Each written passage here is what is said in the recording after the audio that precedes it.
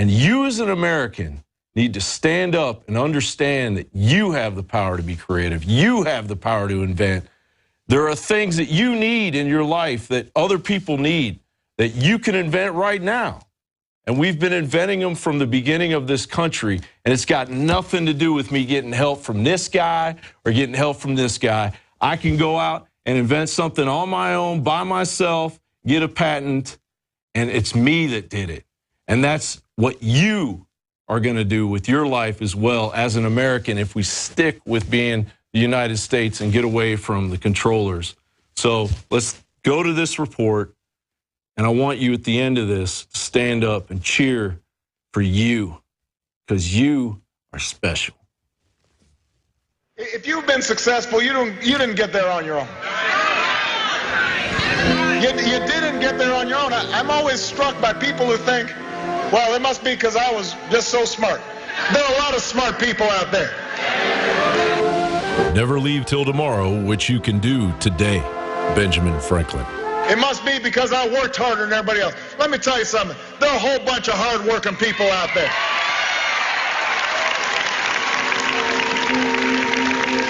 There is no substitute for hard work. Thomas Alva Edison. If you were successful, somebody along the line gave you some help. There was a great teacher somewhere in your life.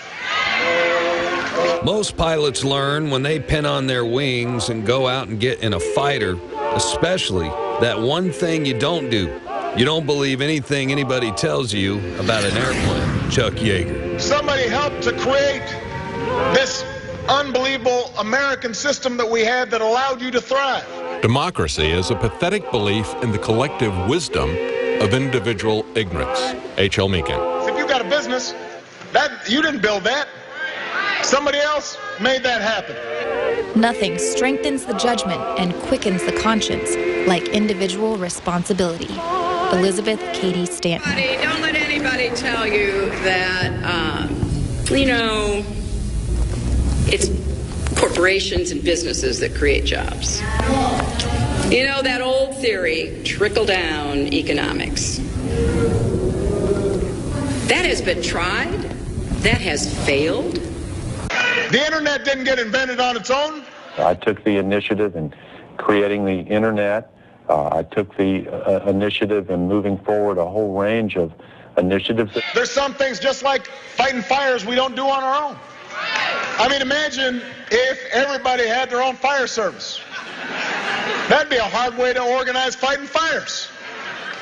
So we say to ourselves, ever since the founding of this country, you know what, there's some things we do better together. The basic philosophy between the so-called extreme left people, on communists and socialists, and the so-called philosophy on the right of the fascists and the Nazis was really the same.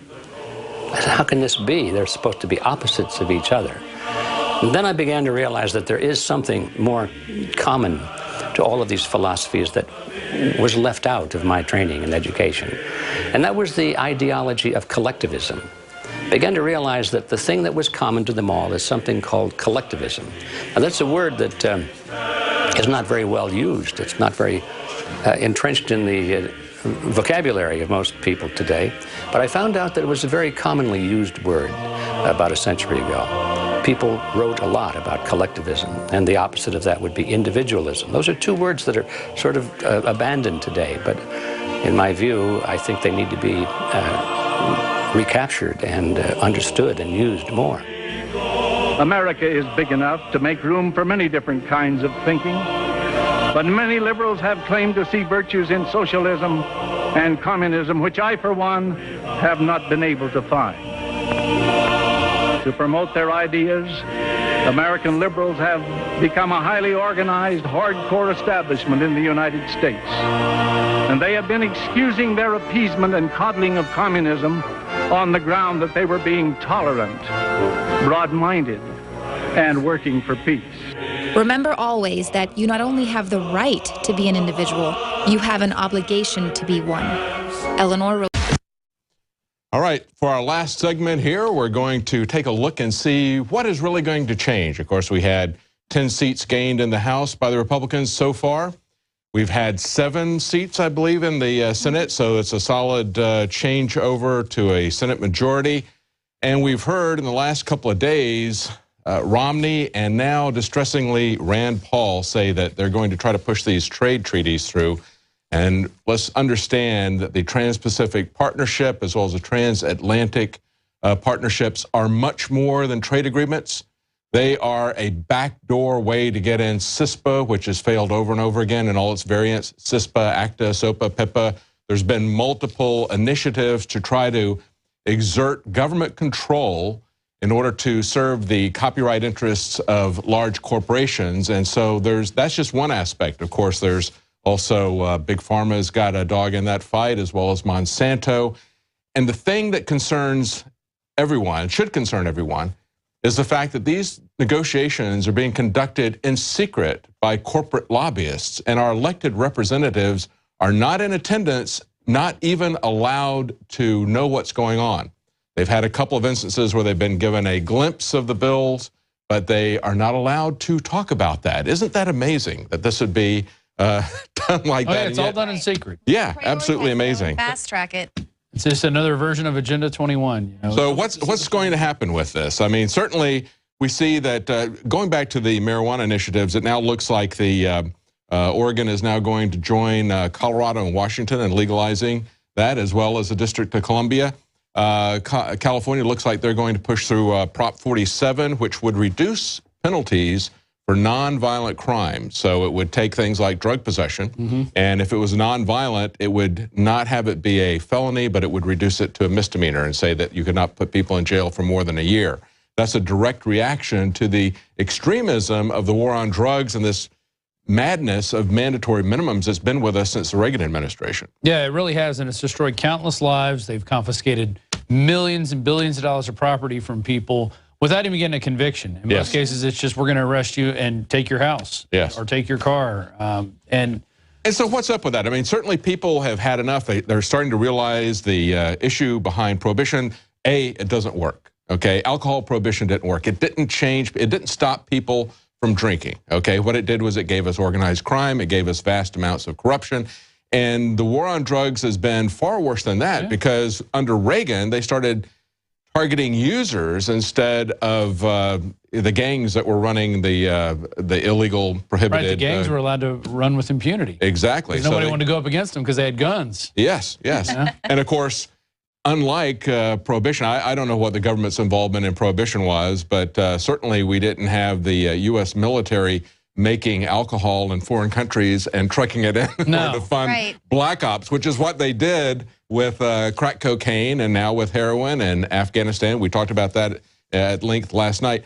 I found it very interesting that the Obama administration came before the UN, and of course we've had Jim Gierach from Law Enforcement Against Prohibition on the show multiple times. Last time I had him on, he was talking about this UN drug prohibition regime and how they were trying to fight this UN treaty. And now the Obama administration is saying that they want some flexibility because the UN came in and tried to rescind these legalization initiatives that passed in Colorado and Washington in the last election. And so what he's saying is it looks like some of these things are going to pass, and so we want to have a little bit of flexibility. They refer to the planetary agreements that are underpinning all this stuff. So maybe, like we saw with alcohol prohibition, once they had a massive economic collapse in the Depression, they legalized it. Maybe that's why they're looking at drug legalization. Well, if you do any looking into the UN, these people, especially in New York, are some of the biggest drug dealers in the world. Yeah. They can truck stuff in. They're not allowed to be searched. These people have diplomatic immunity. They walk around with cases of cocaine. I mean, I've read people from insiders, stories from insiders. They said it was ridiculous, the amount of drug use and the amount of drug dealing that went on out of New York, out of that Rockefeller-donated piece of property that has the gun tied up in a knot in front of it. So these people don't want any freedom of any kind, but they want to rule you and do whatever they want. Yes. It's disgusting. Let's finish up real quick on Obama's five-finger death punch. These are the things that we think are going to happen, you know, that they're waiting for after this election. One, I think we're going to see a big spike in Ebola cases. I think that's going to be a guaranteed. Two, executive orders on guns, coal, the Bo Bergdahl report's about to come out. That should be interesting. I think Obamacare is going to get expanded And then you're going to have also the illegal amnesty that they're just ramping up. They've already talked about the green cards that they've printed. And then who knows? They're going to keep putting the pressure on Putin, and that might start World War III. And then they could go after Iran and go after the other groups that they want. And the Republicans are going to rabidly support that. They would love another war because their friends are the ones who got them into office, the military-industrial complex. We're also going to see that we're going to see a step back from any kind of complaints about what the NSA is doing to people, what the CIA is doing to people. We're going to have a change of leadership in the Senate Intelligence Committee, and so so things are not turning towards liberty right now. So. Check back with us. That's the end of our broadcast. Yep. We're going to end it with the gun report. We're going to Leanne firing off bazookas and such, blowing up televisions, and my weapon is a camera. So. Yeah, and I will say, as of right before we stepped in the studio, Dan Bongino did win his race. Oh, that's good. Maryland. That's very positive. We know we got one. Yeah. Oh, good. He was up by a percentage point. So. That's it. Thank you for joining us for these 6 hours. We started 6 hours ago now, and it's been a pleasure to be with you. We're glad you could join us. And we'll see you next time we do something like this. We'll be back here tomorrow with the INFOWARS Nightly News. I believe Jakari will be in the hot seat. Absolutely. So thanks for joining us, Infowars.com.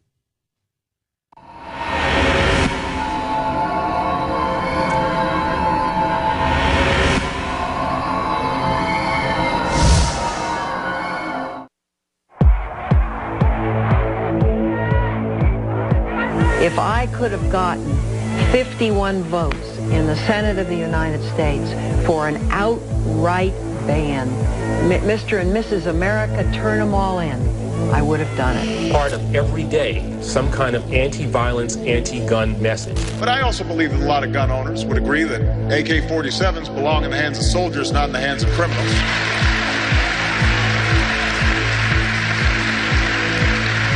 We need to do this every day of the week and just really brainwash people into thinking about guns in a vastly different way. It's always been about libertarians, conservatives, constitutionalists, gun owners, returning veterans in the training manuals. You're the target of the mafia because you are a real American. You know about the Bill of Rights and Constitution. Low taxes, states' rights. You are diametrically opposed. So you either roll over to the mafia and let them rob you, or you're going to be listed as a terrorist. I got a better idea. We're going to expose you as the mafia. We're going to expose you as a bunch of crooks trying to steal our liberties. All right, on your mark, get set.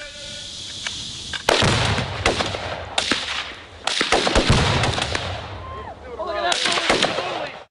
Look at that.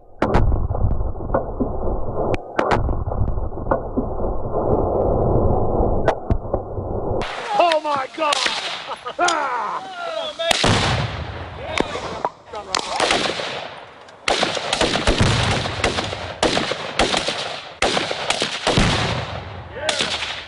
I got 3, baby.